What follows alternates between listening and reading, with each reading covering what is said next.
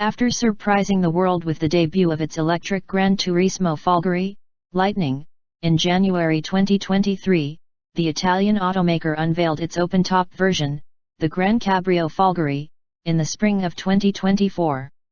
Formally, it didn't take much for an automaker to create an open-top version of a coupe car, but Maserati probably didn't want to push too hard in creating its first fully electric open-top vehicle. It was a bold challenge, but Maserati pulled it off. They could have saved time by using the same drivetrain and platform as the second-generation GranTurismo, but they didn't.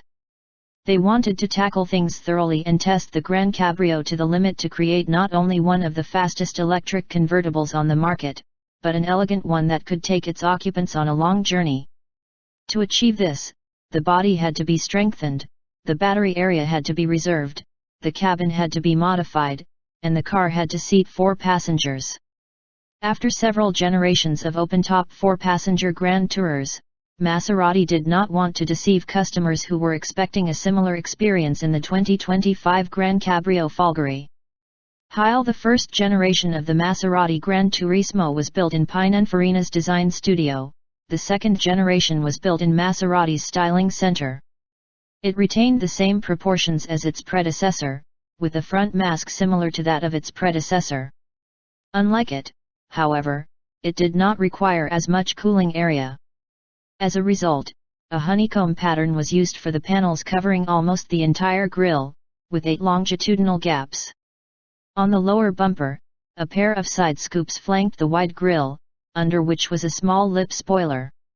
Like its fixed-roof sibling, the GranCabrio's GranTurismo Folgore, the GranCabrio's hood had 2 vents to help cool the radiator and battery.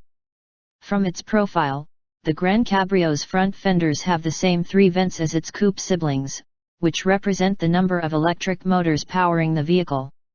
Maserati has sculpted the door panels above and below the side sills for aerodynamics.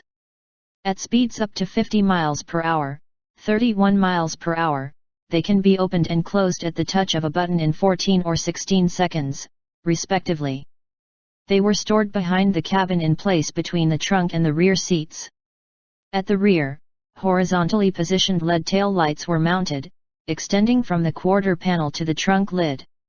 As expected, being an electric car, there is no exhaust at the rear of the vehicle.